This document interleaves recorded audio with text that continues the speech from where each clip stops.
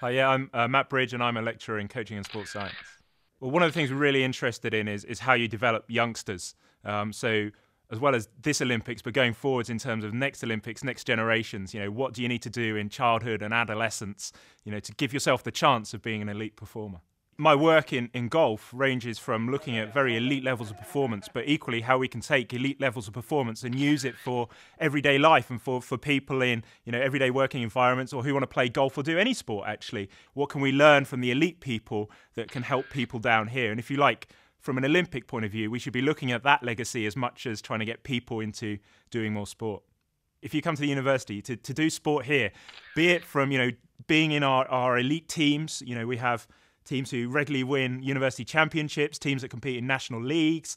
We produce students who go and compete for Great Britain at the Olympics or compete for England in internationals.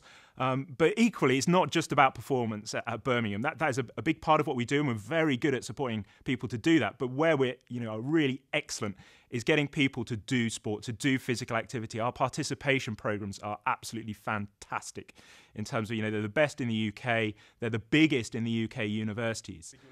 One of the important things that we're driving for across the nation from the Olympics is legacy. And it's key that we get something more out of this Games. If we go back and look at previous sports mega events, they don't necessarily drive participation. So there's lots of things going on in the country that we're hoping will drive participation. But we've got a very narrow window, I think. What we'll see is from the Olympics, I think we'll see an immediate increase in participation in some sports.